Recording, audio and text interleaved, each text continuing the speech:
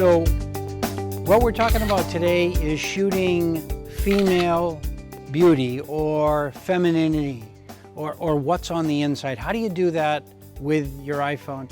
It's similar to fashion or portraiture or lifestyle, but this lesson is us concentrating on what makes a woman beautiful, and then how do you capture that with your iPhone.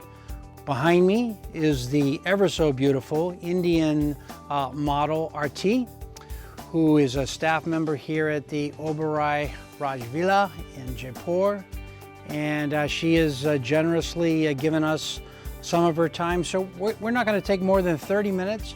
I'm going to give you a couple tips on how to shoot female beauty with your iPhone, and I think that you're going to be absolutely impressed with the results. Now, the results will speak for themselves. I mean, obviously, RT is a beautiful woman, so it's not going to be that hard to capture. But I think if you follow these basic tips, you too can create compelling and interesting and inspiring, beautiful photographs of females. Check this out.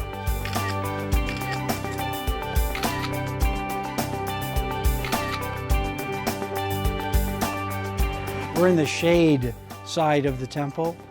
So, and why do we shoot in the shade? Because, I mean, look at her face. So we have no shadow, she's not squinting, it's not harsh. Very first thing that we're doing when we're shooting female beauty is, of course, put them in open light or indirect light, and most often that's the open shade. Now, the issue with the open shade is that if I just shoot it, generally the color temperature of the open shade leans toward the cooler spectrum of the color continuum. In other words, it's more blue. So I'm using Camera Plus as my camera replacement app. I can independently control focus, exposure, and white balance. White balance is what I'm talking about here. I'm going to point it toward the sky. I'm going to lock my white balance on the blue sky, and I'm going to come back to the frame. Look at that.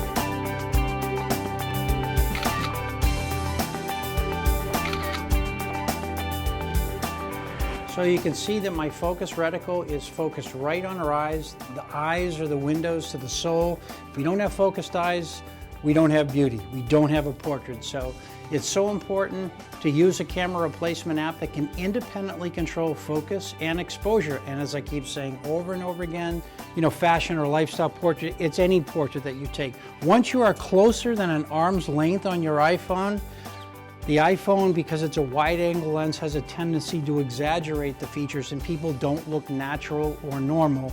Matter of fact, it usually looks pretty frightening. The closer you get, the uglier the picture gets. So you hear people say, oh man, my nose looks so big, or my eyes are bulging, or my cheeks don't look like that. Well, yeah, that's because your camera is too close to the person, okay? It's a wide-angle lens. So we're gonna have to be about an arm's length, and I don't wanna get much closer, and I want to stay right in there. Oh my goodness, that is awesome.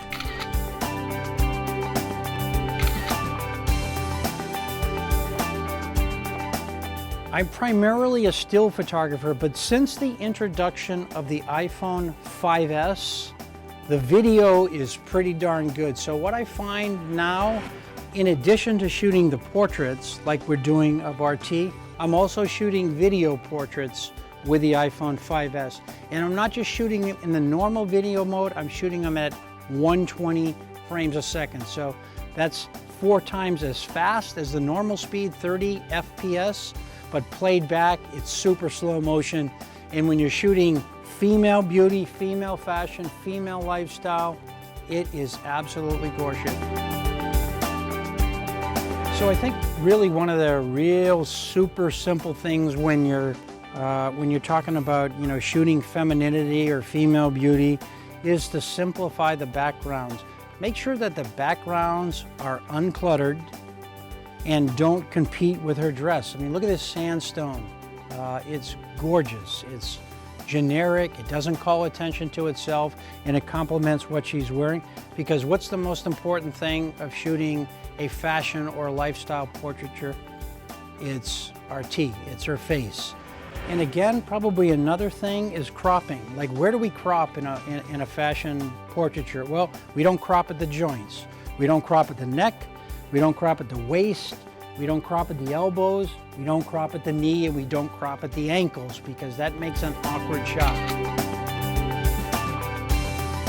The light values on the sandstone are pretty much the same on her face. That's a good thing. Now, the background is considerably darker. It's actually graduated. It goes from dark. With a darker background, it will actually stand out. We're full west here, a lot of bright sun, it's nasty. I would never put a model in that sun, but I would put her in the sun if I'm backlighting it. Go ahead, RT, you can stand there and turn toward camera. You can actually see she's not squinting. See, she still can watch camera. Now this is a problem for me, so I'm gonna have to get down and make sure that I use her face. So the darkest part of the frame here is her hair. So I'm taking my exposure right here, right off her beautiful black hair. And by locking my exposure right on the dark part of that, her face is going to be light. So we are intentionally fooling our camera meter. And this would be more like a typical fashion, overexposed, high key type of shot.